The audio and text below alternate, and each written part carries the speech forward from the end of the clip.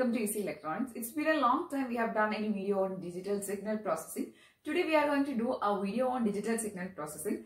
That is, we are going to see the Butterworth filter design of digital signal processing, which is one of the analog filters, and this filter, that is a Butterworth filter, is used for designing of IIR filters.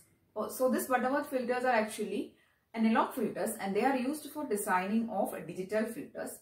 And in this class, that is today's class, we are going to see how to find the order of a Butterworth filter. That is, we are going to talk about the Butterworth low pass filter, and we'll see how to find the order of a Butterworth low pass filter. So what is actually a low pass filter? Low pass filter means the filters which are able to pass only lower frequencies and it will cut off higher frequencies. Such type of filters are called low pass filters, right? I think this concept is familiar to you. And the filters are generally used for cutting off various frequencies or cutting off signals in general.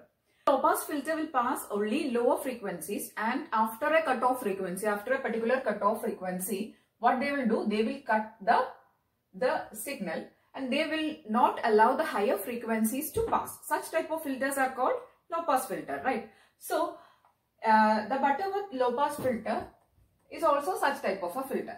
Now, if you see the magnitude response of a Butterworth low pass filter, it will be something like this. I'm going to draw the magnitude response of a Butterworth low pass filter, and I'll teach you how to draw it and what are the terms involved in this magnitude response.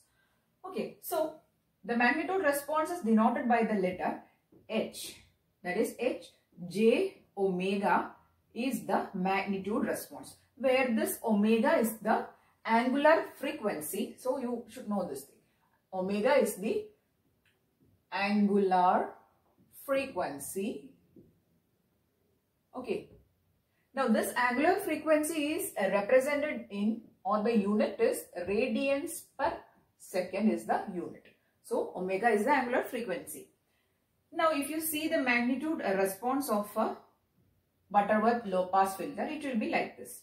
So these are the lower frequencies, and moving on to the higher frequencies, how will the magnitude response should behave like? For the ideal case, it should degrade, right? Because as the frequencies are increasing, the magnitude response should also degrade, because the filter is designed to cut off the higher frequencies. So it will be like this. So this is the magnitude response of a Butterworth low pass filter. So my opinion is that whenever you are studying any topic from DSP or in any subject, just try to understand the concept of the subject and then study, rather than just going on by hearting things. There won't be any benefit. So please try to understand at least some basics, then study. Okay, so this is the magnitude response. Now I have this flat portion of my magnitude response, right?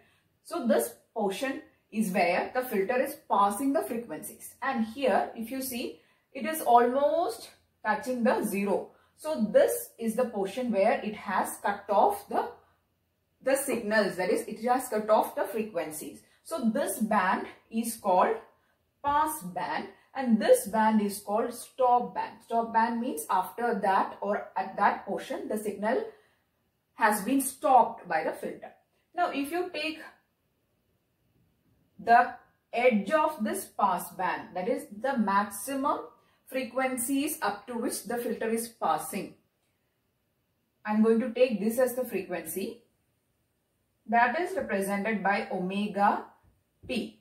This is called, the omega p is called the pass band edge frequency. And if I take another point in the stop band, and I'm going to consider that this is frequency after which the signal, that is the filter, won't allow the signals to pass. That is the stop band edge frequency. So this is omega p and this is omega s. Now I will try to explain what is omega p and omega s. That is, this is the what band? It is the pass band, right? So I have told that omega p is what? It is the pass band edge frequency, mean at the edge of the pass band. the frequency is present. Means after that omega p, we think that it won't pass any other frequencies after that. So that is the omega p or the pass band edge frequency. And omega s, we consider that after this omega s, if any other frequencies are coming, it won't pass. So that is the stop band, and this is the stop band edge frequency. That is at the beginning of the stop band we take it. Okay, so you know that this is the pass band and this is the stop band, right? So there is an intermediate portion, right? So that intermediate portion is called the transition band.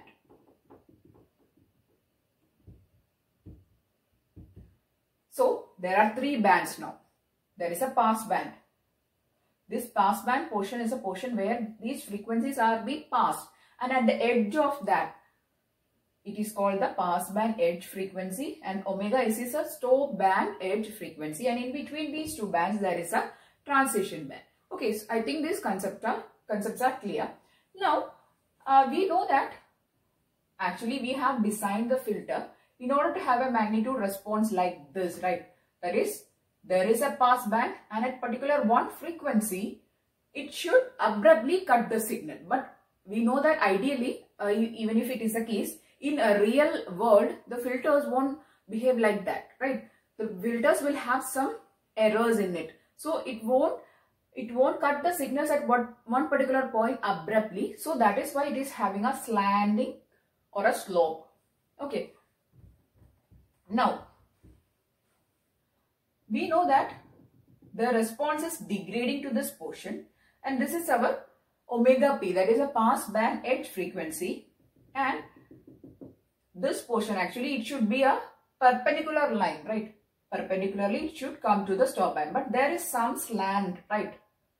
There is some slant in between the parallel portion and this particular cutoff frequency, that is the pass band cutoff frequency, right? So this is some attenuation of the filter, or this is some error of the filter, because as I told, the filter was designed to be a perpendicular slope or a perpendicular line here, but there was some attenuation in the filter, and what happened is there is a slope in the response. And this portion, that is the region in between this cutoff frequency and this parallel line, there is some slope, and this is called the attenuation, and it is called the pass band attenuation, that is alpha p, and it is denoted in dB. Again, we can see here also there is a slope, right? So we needed a response like this, but we got a response like this. So there are two attenuations in the pass band and also in the stop band. So this attenuation, that is, we take this as the attenuation, is called the stop band attenuation alpha s. That is, we actually needed a filter which should have a response like this. Okay, we'll draw it here itself. See, we needed a response like this, that is directly from the pass band it should jump into the stop band, or at one particular point the signal should be abruptly cut off. So, but that is not possible in the real case. So there are two attenuations in the pass band where there is a slope here and also there is a slope here.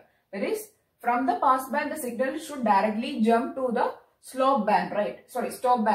So that is not possible, since the signal needs some time to settle to the pass band edge frequency, and also the signal is not coming directly from the pass band to the stop band. So there are two attenuations present, that is one at the pass band and one at the stop band.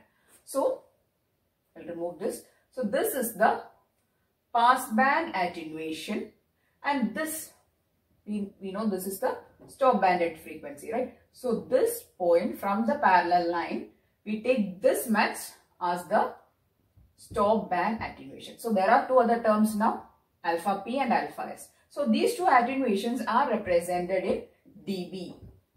Okay, so I think these four terms are clear to you now. That is the two attenuations and two edge frequencies. Now if you know these four terms, you can now study the order of a Butterworth filter. Now let us see what is the equation to find the order of a Butterworth filter.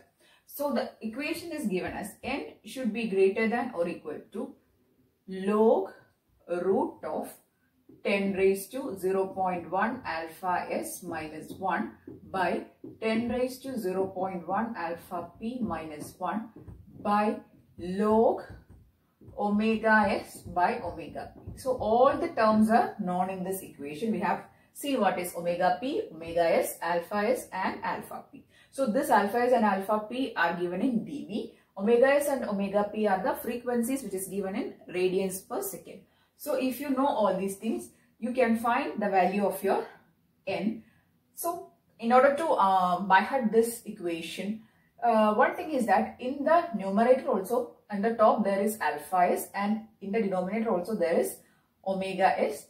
This alpha p in the bottom. Here also the omega p is in the bottom. So we can know this alpha s and omega s, alpha p and omega p. So likewise you can by heart. So this is the equation to find the order. And if some integer is obtained or some value is given, like 2.1 is the value obtained in this side, means n should be greater than or equal to this value, right? So you have got this as 2.1. So your n should be equal to 3. So in mostly we will be taking, that is most of the case, if the value is 2.1 or greater than 2, means the value should be the next integer. Next highest integer means we are taking the value as 3. And if the value obtained here is 3.4, means we will take n as 4. So likewise we are taking the order of the Butterworth filter. Now we are going to do a problem on the order of Butterworth filter. Given alpha p equal to 1 dB, alpha s equal to 30 dB, omega p equal to 200 radians per second, omega s equal to 600 radians per second, find the order. Just directly, all the terms are given, directly substitute in the equation of your n, then find the result.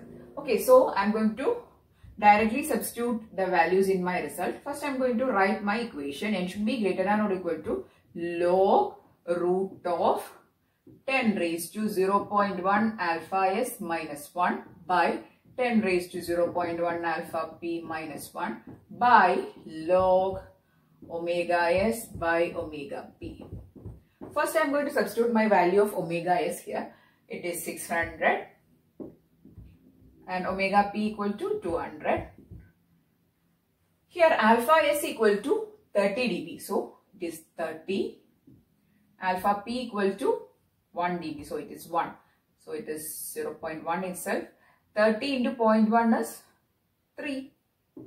Okay. So this much is your values, and you can cut off this and you will get log of 3. Okay. Now 10 raised to 3 means 1000. Minus 1 is 999, right? 999. Now if you solve this, you will get this as, that is log 62 you will get. If you divide and take the square root. Now log 62 by log 3. Now log 62 is 1.7 something and log 3 is 0.4771, and if you take the division of it, you will get as 3.414 something, and n should be greater than or equal to this value, means n equal to 4 is your order of this filter. So this is a direct question. All the values are given and directly you can find the order. But in some questions you are not given some of these values and you have to find this. So in the next videos, that is in the upcoming videos, we will be seeing how to find the order and how to design the Butterworth filter. In this video we have seen how to find the order of a Butterworth filter and what are the terms involved in the order of a Butterworth filter. I hope you found the video useful.